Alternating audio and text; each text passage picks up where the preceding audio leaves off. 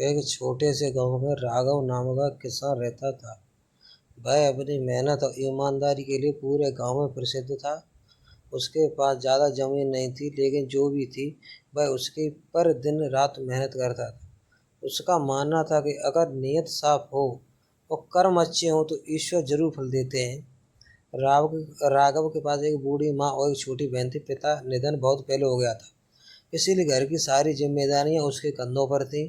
सुबह सुबह सूरज निकलने से पहले वह खेतों में जाता, हल चलाता, बीज बोता और शाम को थका मांदा घर लौटता। उसकी ईमानदारी और लगन देखकर गांव वाले अक्सर कहते, राघव अगर मेहनत का कोई चेहरा होता तो वह तुम्हारे जैसा होता। किस्मत हमेशा मेहनती लोगों की तुरंत परीक्षा लेती है। एक साल गांव में भयंकर सूखा पड़ गया। महीनों तक बारिश नहीं हुई, खेतों में दरारें पड़ गईं, नदियां सूख गईं और तालाबों का पानी भी खत्म हो गया। फसलें बर्बाद हो गईं और किसानों की हालत दयनीय हो गई। राघव भी परेशान था। उसके खेतों की फसल आधी से ज़्यादा सूख चुकी थी। घर में खाने तक की तंगी हो गई। उसने अपनी माँ से कहा, अम्मा, इस बार लगता है हमें शहर जाकर मजदूरी करनी पड़ेगी। अम्मा ने मुस्कुराते हुए कहा, बेटा सब्र रखो, भगवान मेहनत का फल जरूर देता है, बस ईमान न छोड़ना।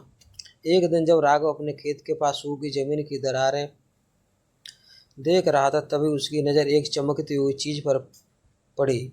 उसने मिट्टी हटाई तो देखा वहाँ एक सोने की थैली पड़ी थी। थैली में 20-30 सोने के सिक्के थे और शायद किसी अमीर आदमी की खोई हुई संपत्ति थी। राघव कुछ पल के लिए स्तब्ध रह गया। उसके मन में कई विचार आए। अगर मैं सिक्के रख लूँ तो घर की तंगी मिट जाएगी, माँ की दवाई, बहन की शादी, सब कुछ हो जाएगा। लेकिन अगले ही क्षण उसका अंतरात्मा बोला, राघव, यह धन तुम्हारा नहीं है, ईमानदारी ही तुम्हारी असली पूंजी है। वह थैली लेकर गांव के मुखिया के घर गया। मुखिया बूढ़े और समझदार व्यक्ति थे। राघव ने उन्हें सारी बात बताई और थैली उनके हवाले कर दी। मुखिया बोले, बेटा, तूने बहुत बड़ा काम किया है। आज के ज़माने में कोई भी इतना ईमानदार नहीं होता। उन्होंने घोषणा की, उस जिसकी थैली खोई है वह आकर पहचान कर ले। 2 दिन बाद एक व्यापारी गांव आया। उसने बताया कि वह शहर से लौट रहा था और रास्ते में उसकी थैली गिर गई थी। उसने थैली का पूरा विवरण बताया, कपड़े का रंग, सिक्कों की संख्या और यहाँ तक कि अंदर रखा हुआ एक पुराना चांदी का लॉकेट भी। सब कुछ बिल्कुल सही निकला। मुखिया ने वह थैली व्यापारी को लौटा दी और कहा, यह सब राघव की ईमानदारी के कारण संभव हुआ है। व्यापारी बहुत खुश हुआ। उसने राघव से कहा, बेटा, यह सोने की थैली अब तुम्हारी है। यह तुम्हारी ईमानदारी का इनाम है। राघव ने विनम्रता से सिर झुकाकर कहा, मालिक, यह आपका धन है। मुझे बस इतना सुख चाहिए कि मैंने सही काम किया।